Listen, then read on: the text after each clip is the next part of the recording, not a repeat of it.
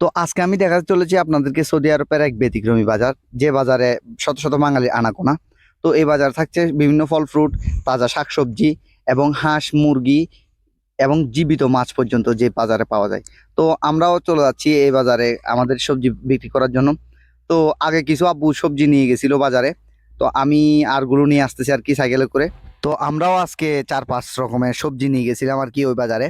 তো যার মধ্যে ছিল বেগুন, শাক, তারপরে ধনিয়া পাতা, ক্যাপসিকাম এবং কাঁচামরিচ, আরও অনেক কিছু ছিল।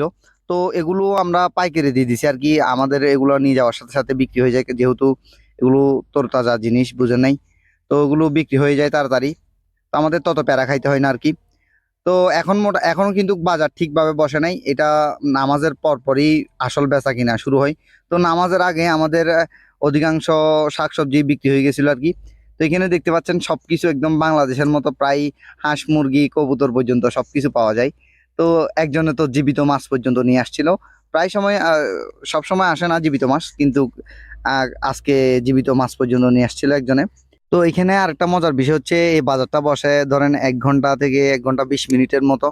তো এর মধ্যেই আসলে অনেক বাঙালিরা এখানে সবজি কিনতে আসে, কারণ এই শহরের প্রায় বাঙালি এই বাজারটাতে আসে প্রতি সপ্তাহে একবার। অনেক মানুষের ভিড় হয় এখানে। তো আমি বেচা কিনা শেষ করে চলে গেলাম মামার রুমে 10 রিয়ালের বিরিয়ানি নিয়ে। তো আমি আর মামা মিলে খাওয়া দাওয়া শেষ করলাম। শেষ করার পর কিছুক্ষণ রেস্ট করলাম মামার রুমে, যেহেতু অনেক গরমের মধ্যে রোদের মধ্যে আসলে বেচা কিনা করছি, অনেক ক্লান্ত। তো আমি তারপরে রওনা দিলাম আমার মাজারের দিকে আবারও। তো আজকে টোটাল সবজি বিক্রি করলাম 87 রিয়াল, যেটা বাংলা টাকায় প্রায় 2800 টাকার মতো। তো সবশেষে আপনাদের কাছে এটাই রিকোয়েস্ট যে আমার চ্যানেলটা প্লিজ সাবস্ক্রাইব করবেন।